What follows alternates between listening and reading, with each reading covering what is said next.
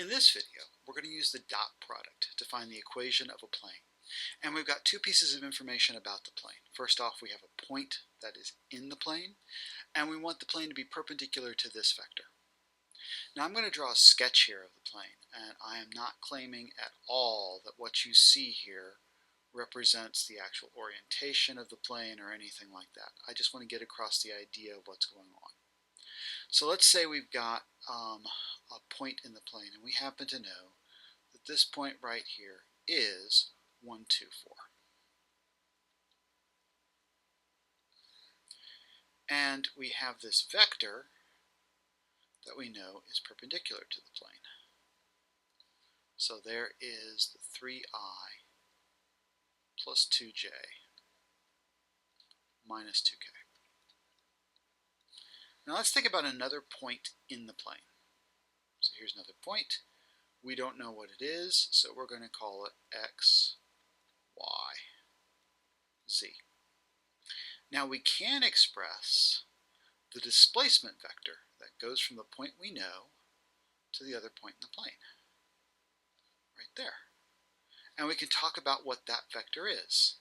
So we're going to call that vector v. We're trying to get from 1, 2, 4 to x, y, z, so that's going to be the displacement vector, x minus 1i plus y minus 2j plus z minus 4k. Now, what's the relationship between these two vectors? Well, because of what we said about the plane, these two vectors are at right angles. So we have a right angle right here. So this vector, this green vector is lying in the plane. This red vector is perpendicular to the plane. In fact, you'll see that we often call this vector n for normal, which is another word for saying perpendicular. All right, since these two vectors are perpendicular, their dot product must be 0. So n dot v should be equal to 0. All right, well, if I take the dot product of those two vectors, what am I going to get? I'm going to get 3 times x minus 1, the first component times the first component, plus 2 times y minus 2, second component times second component, minus 2 times z minus 4. Third component times third component. That ought to be equal to 0.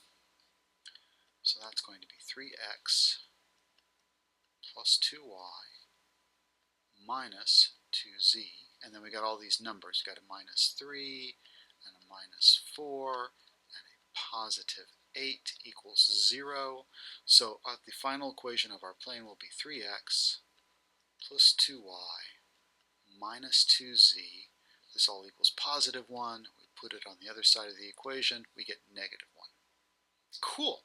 We just use a dot product to find the equation of a plane. Now I want to point out something.